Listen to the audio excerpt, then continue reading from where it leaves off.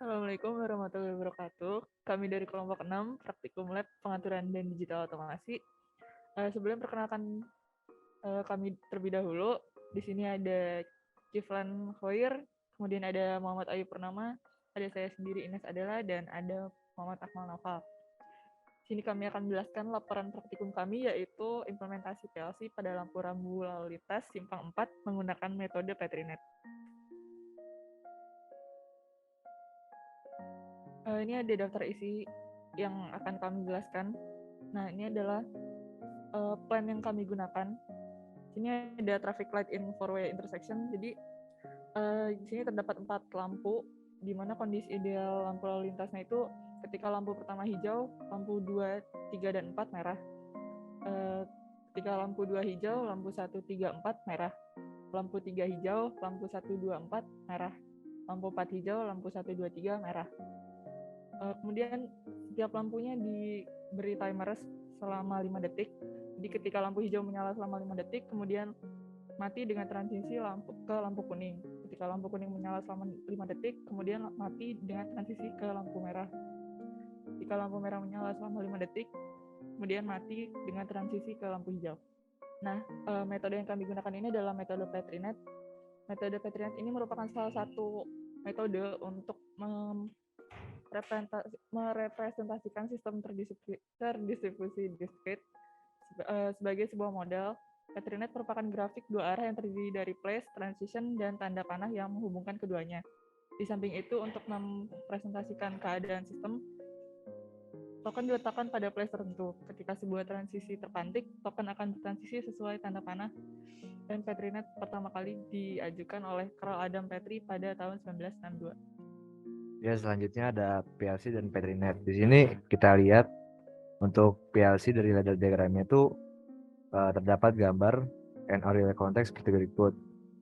Nah, yang sebelah kiri atas ini dan sebelah kanan atas adalah salah satu komponen yang ada dalam PLC.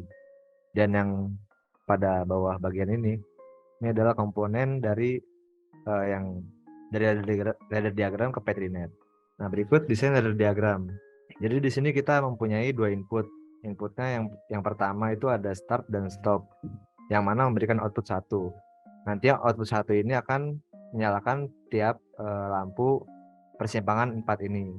Yang mana persimpangan 1 dia terdapat timer juga, yang mana timer itu di setiap persimpangan memiliki timer, dan total timer itu ada 7.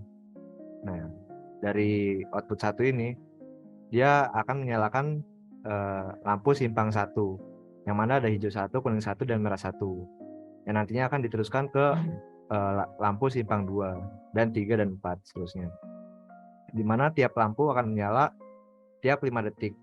Nanti dari hijau 1 ke kuning 1 itu intervalnya 5 detik, dan ke kuning 1 ke merah 1 itu intervalnya 5 detik juga, dan berikut seterusnya. Dan dia akan melooping lagi ketika mencapai akhir dari lampu, yaitu lampu merah.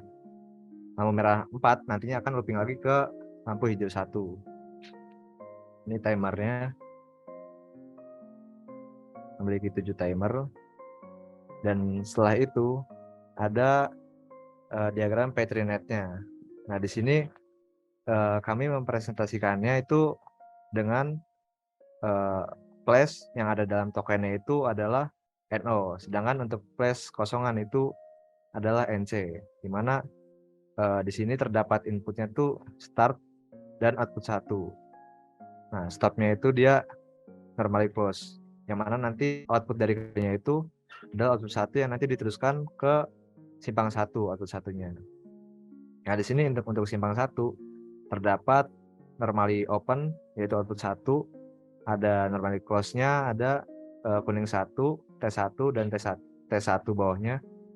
Dan untuk normally open-nya lagi ada T0 dan T1, yang mana nanti akan memberikan output lampu simpang 1, yaitu hijau 1, kuning 1, dan merah 1.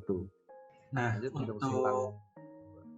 untuk di selanjutnya di simpang 2, di sini bisa dilihat seperti sama sebelumnya, kita menggunakan output 1 sebagai input, sehingga nantinya secara bergantian dari lampu hijau, terus lampu ke kuning sama merah itu secara bergantian.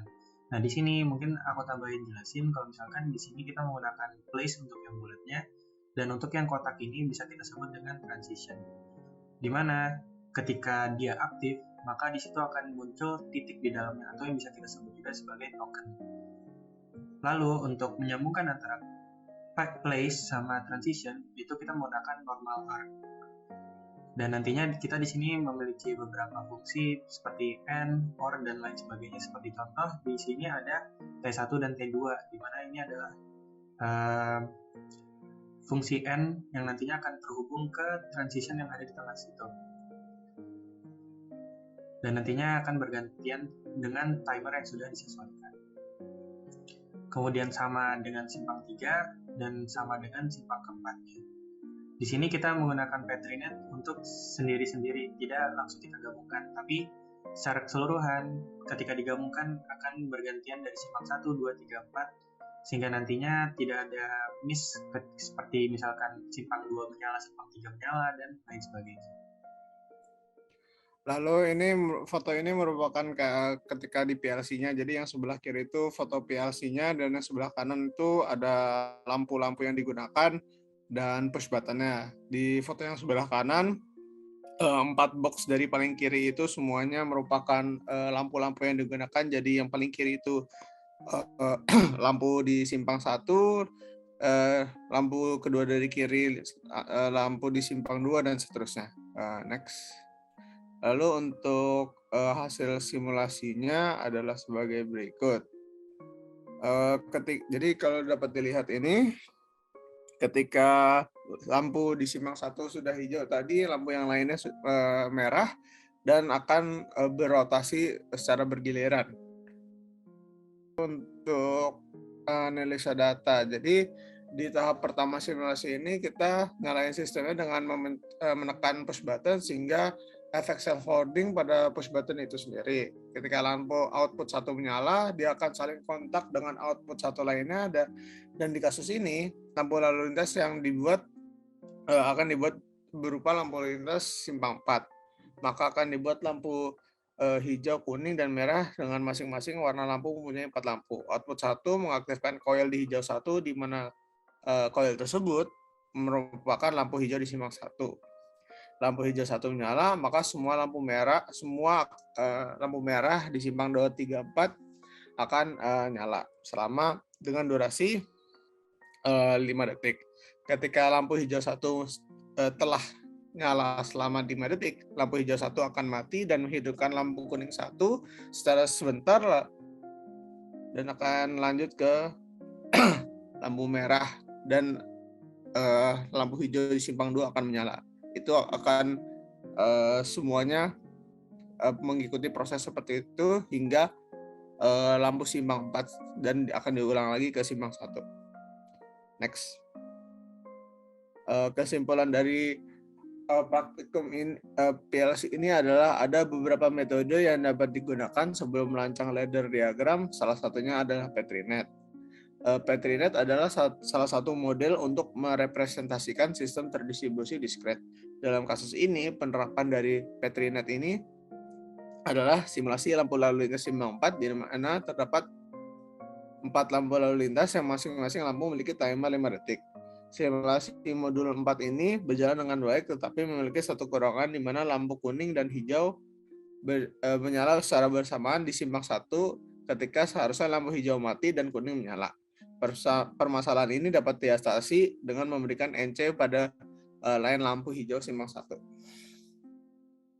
Dan ini adalah foto dan video ketika praktikum, dan ini videonya itu menjelaskan bagaimana cara PLC ini bekerja. Mungkin dari kelompok kami dapat dicukupkan. Mohon maaf kalau ada kesalahan. Wassalamualaikum warahmatullahi wabarakatuh.